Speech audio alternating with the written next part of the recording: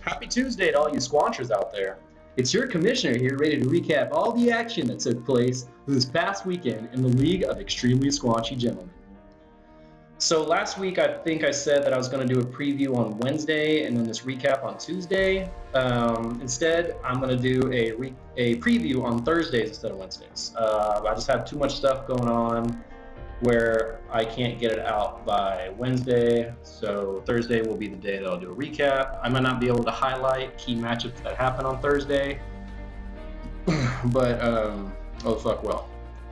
Also, I more or less write these things up beforehand, but a couple I didn't. I wrote like 2 sentences, and then on some, and then on one I didn't write anything at all. So I'll let you decide which one is off the dome and which one has a skeleton outline to it. So first off, me, as always.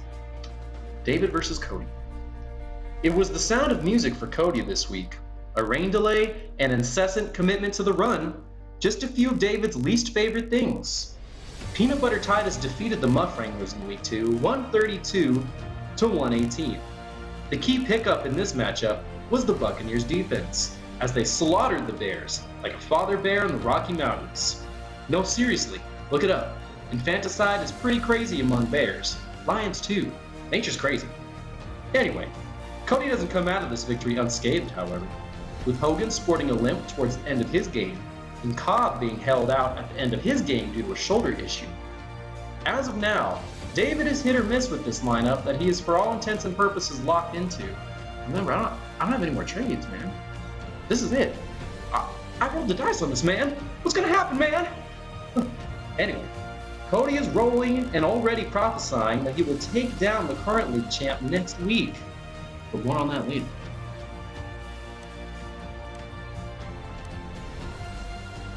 Dominic versus me. Bond. Almost Bond.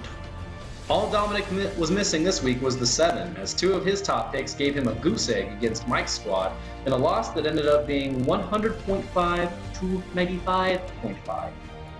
Injury has been added to this insult, as Jordan Howard was wearing a sling after the game, and Jordy Nelson left the game in first quarter from a quad injury. While neither injury is believed to keep the players out for long, Dominic may not have to wait.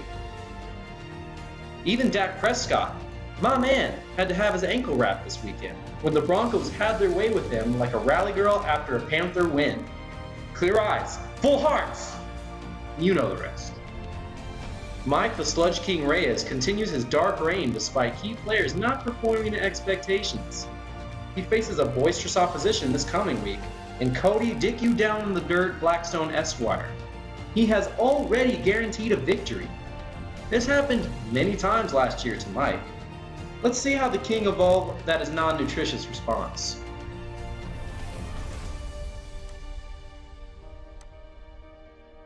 All right, so in this game we had Dave.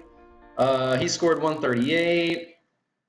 We had Lance. He scored 128.5. Rob Gronkowski had to leave the game. I think it was like a shoulder thing. We got, Sammy Watkins did shitty. Hey, Charles Clay, shitty as fuck. Dalvin Cook came back to earth.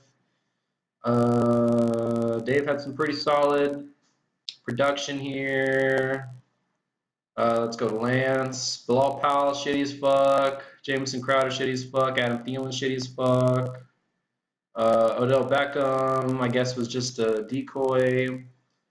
Weird that Lance didn't plan for that. You already know Dave thinks he's going to win it all, especially with Doug Martin and Andrew Luck come back. Lance, I guess he's doing fine. Don't really know where his head's at. That's about it.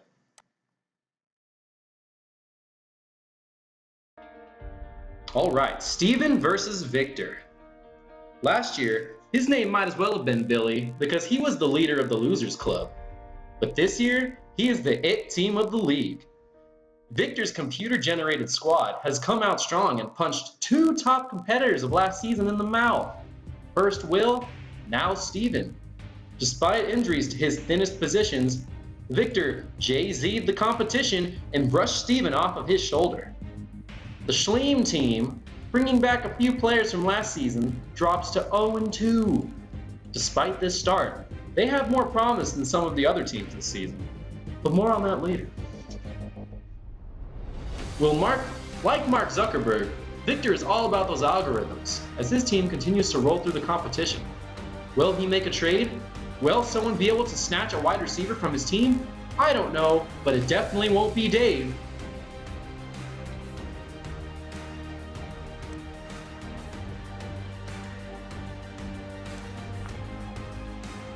Our last game here is both a heartwarming tale and a cold reminder that a White Walker would be proud of. Jibba storms the walled spec, and we witnessed it crumble this weekend, with a 93.5 to 71.5 victory. Unfortunately, Jibba loses a key asset in Greg Olsen, as he will most likely miss 8 weeks due to a broken foot.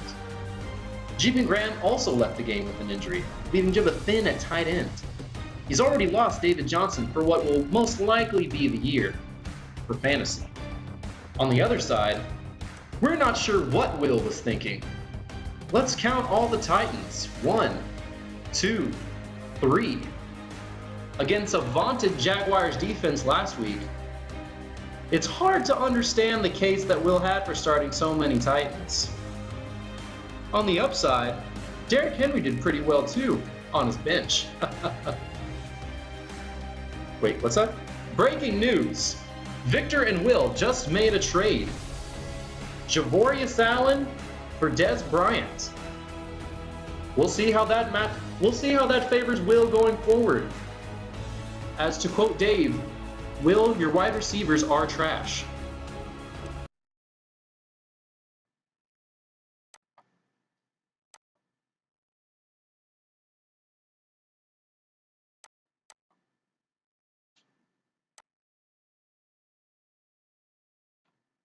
Anyway, those are all the recap. That's all the recap this week for the League of Extremely Squanchy Gentlemen. Hey, this is your commissioner here, signing off. Have a good day and good squanch. Yeah, bye.